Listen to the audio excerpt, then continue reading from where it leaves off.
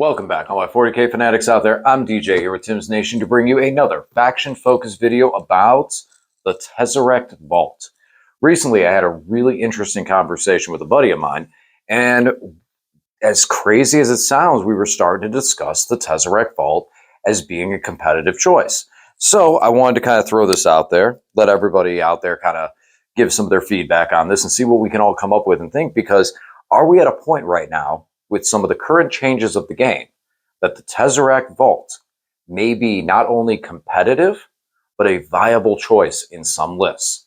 Guys, if you haven't subscribed to the channel already, please do turn on that bell for notifications, get notified on all the content we bring you here on the channel. So let's jump over right into this with the Tesseract Vault. Now, in some other videos, I covered all the Catans and what they can do. So in this video, I'm going to briefly cover some of the stuff, and I'll try and put it up on the screen. So if you want to see or need to see any of that stuff, you can see some of the statistics, but I'm not going to do as crazy detailed over it because we're just talking about one unit, the Tesseract Vault. So Tesseract Vault is a towering Titanic unit for the Necron army, coming in at toughness 12 with 24 wounds.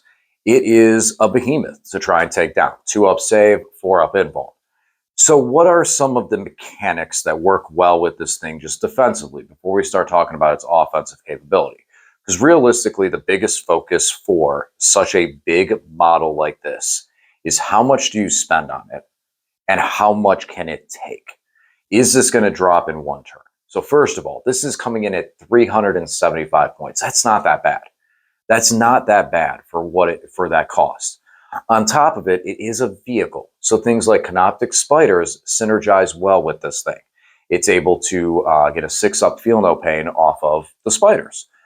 As well as the fact it does have reanimation protocols. So the Canoptic Reanimator being nearby is going to allow it to heal for 2d3 during the command phase.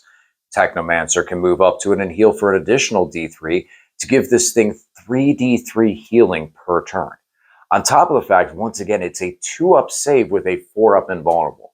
So 50% of the damage that hits this thing is going to be saved. And then that 6-up Feel No Pain, while it's not going to completely wall absolutely everything and keep it alive, it will knock off a couple of key wounds, leaving the Tesseract Vault possibly able to survive with 2 or 3 wounds remaining. If 2 or 3 wounds remain, when we get over to our command phase, we're looking at 2d3 wounds coming back, and then maybe the 3rd from the Technomancer.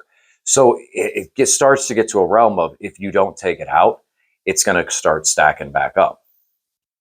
Offensively, this thing comes with 4 sets of Tesla Spheres. Tesla Spheres are 6 shots apiece with sustained hits of 2. Strength 7, AP 0, 1 damage. So 24 shots coming off this thing for spray. Ballistic skill is a 3, basically, for everything except for 1 Catan power, the times arrow. But again, with a unit like that has the Sovereign Cornell, which a lot of us run as is, he's going to be able to get an additional +1. So he's going to be hitting on 2s with those as well. And then double sustained hits. That's a lot of good spray firepower. For damage output, heavier damage output, it comes with Antimatter Meteor, as well as what's that other one called? Cosmic Fire. Cosmic Fire is a flamethrower for 3d6 shots with Ignore Cover, Torrent, Devastating Wounds, but only 1 damage on those wounds. The Antimatter Meteor is D6 plus 3 shots with Blast at a strength 10, -3, 3 damage, also with Devastating Wounds, but it also has indirect fire. So having that +1 to hit can be helpful to get you back on 3s. You're going to be giving most units cover. Honestly, I don't see many units that are not going to be able to at least have 1 model in cover versus this thing, where it's like, well, you can't see all of them because there are some weaknesses that we now have with the change to towering. Towering, for the most part, means absolutely nothing except the fact you can't overwatch. Everything for towering has been removed. Towering cannot use true line of sight with runes. Towering cannot, so that was about the biggest one of it. And Towering cannot overwatch. So now that we lost all that, that means the Flamer option, it drops a little bit, but as much as that might seem like a disadvantage, this means units like the Wraith Knight are coming out of people's lists. They're coming out of the game. With how many points that thing went up, with the change in devastating wounds, with the change of towering, that thing is basically pulled. So now this presents the ultimate question with it. The Tezzeret Vault does a lot better job of handling the units that are playing the game to win the game. Where the Wraith Knight was able to take out infantry and vehicles all the same because of devastating wound mechanic, now that that's gone, and now that it also has to get true line of sight, having indirect fire on the Tezzeret Vault gives that more value. Gives a lot more value because now that thing can hit whatever it wants.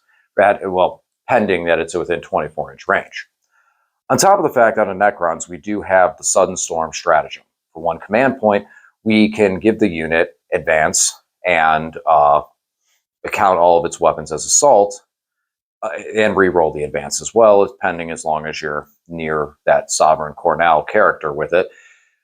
And what that allows us to do is, because the Tezzeret Vault is only a 7-inch move, we can use that command point to get a little extra move out of it and still be able to shoot with all of its guns because they're now assault weapons.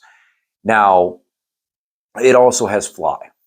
Because of fly, and with fly is significantly weaker than it was before, being able to have that little bit of extra move might be what you need to get onto over a piece of terrain or on top of a well-suited piece of terrain to be able to still shoot and hit other targets.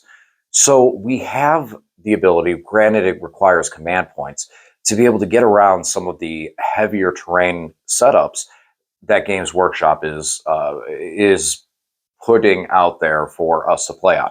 And honestly, I do like a lot of the Games Workshop terrain setups. I think that have the amount of terrain that we have on the board is a lot, but it's not cluttered.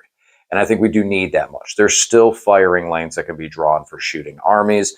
Armies can still set those up and everything, but they're not dominating the field where if you go second, you lose half of your army in the shooting phase.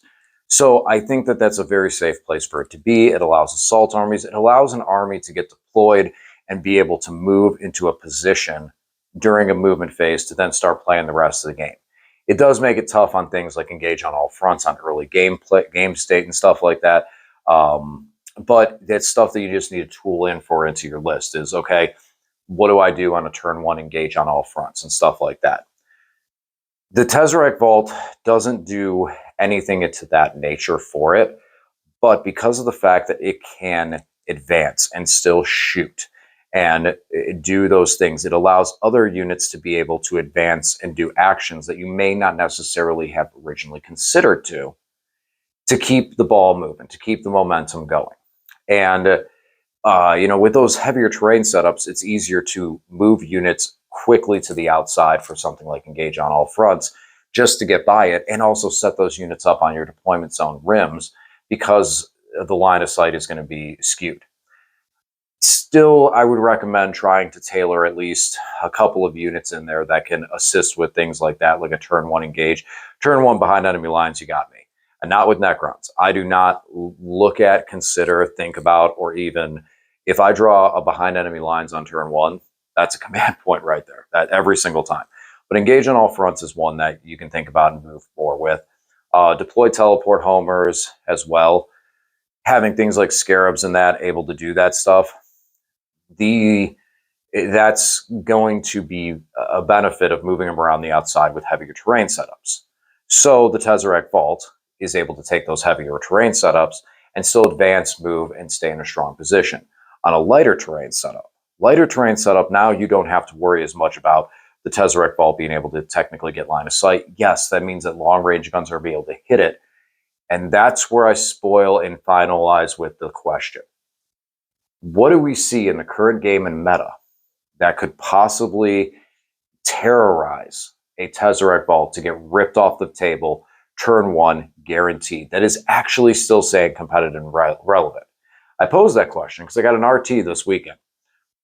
And with it being an RTT, there's some guys there that are planning on going to the Dayton GT. So I want to bring some of my best. And this seems like a good opportunity to try this out, try out the Tesseract Vault. Is this something that could be considered viable? With everything that I've said there and all the justification behind it, it picks up really well off canoptic spiders, especially those who have followed and seen my canoptic builds. Videos for those around the channel as well. They're heavy vehicle builds. So I almost feel like I've accidentally built a home for a Tesseract Vault to sit on a table competitively and not just be, oh, look, that's adorable. You brought a Tesseract Vault? That's so cool. I'm glad you own one.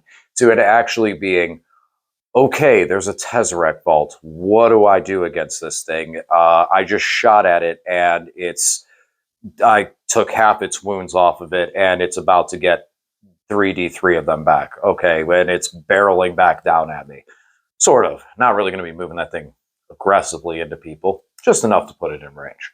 So that's all I got on this bad boy. I think that he's definitely very relevant, and I'm very interested to hear what everyone has to think about this thing. Like, is the Tesseract Vault resurrected in that, or should it just be? Should we put the? Oh, let's see it this way: Is the vault alive and active, or bury it in the tombs? Let me know in the comments section, and I'll talk to you again soon. Thanks for watching.